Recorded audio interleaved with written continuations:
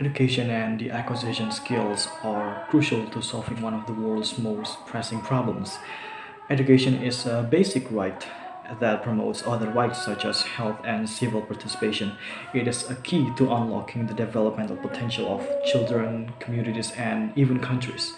An work, educated workforce can help lift people out of poverty, reduce premature mortality, and strengthen gender equality, and even promote civil participation.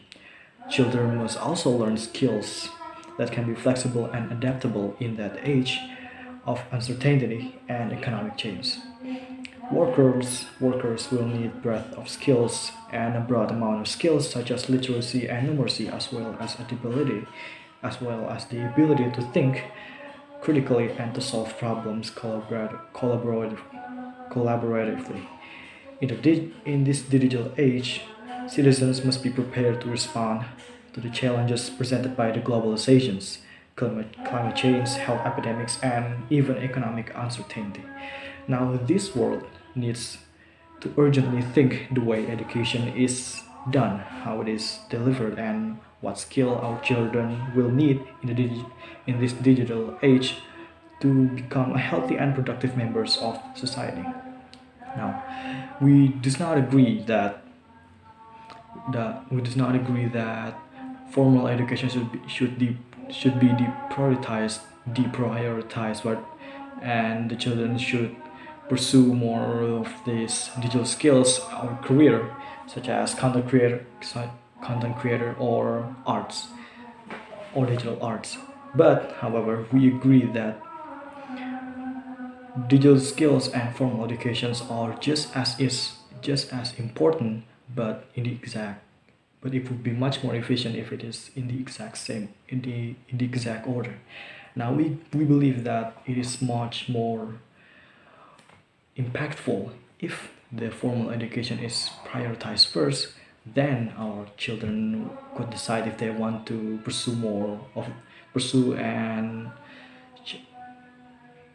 to pursue more of their digital career or even content creating, because not every lorry driver or truck driver will become a computer programmer, and it needs to be future drivers may use technology to guide several self-driving vehicles or drones to deliver goods rather than sit behind the wheel.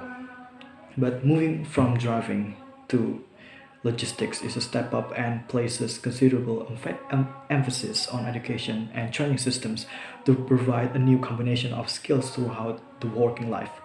Now, earlier industrial revolutions developed education and training systems that provided young people with social and technical skills for life. Now, technological change is accelerating skill of obsolescence, meaning that the most future skills will be acquired in the workplace during adult life. Now, during consequently, the systems need to be more flexible, obviously, and digital skills are amongst those who are most likely to be developed throughout practice of work. But easier validation of digital skills acquired out easier the validation of digital skills acquired outside the formal education. However, the social skill that we need to interact with other people are acquired in the formal education, because in the formal education or institute they teach you discipline, but in the digital skills that you are acquiring outside the formal education, it does not teach anything about that. And this training system would make them more visible and improve job prospects. Then this that means combining digital with other technical and behavioral skills will ensure that people and technology remain complementary. Now, moving on to the second argument, we believe that digital skills are not enough to adapt to the changing labor market's demands, because paradoxically, as work becomes more automated, uh, that where machines giving contributes more effort rather than human beings that are giving their laborers that work in a certain or specific industry.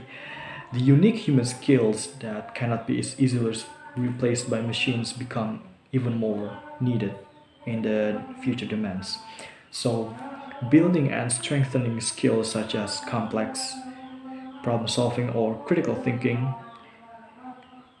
and creativity will be essential to create the flexibility required for the current and future demands for the workplace. Now, the need for human creativity and innovation helps explain why professions like engineering and science are less threatened by digitalization and computerization.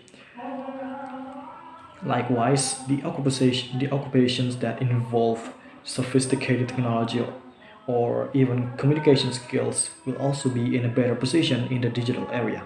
For example, natural language processing algorithm can detect emotions in the text or paragraphs, but are often inaccurate in sarcasm, in comprehending the sarcastic emotions or humor or irony. Now, because it lacks the human, because it lacks that every human has, which is emotion, to understand what words can't.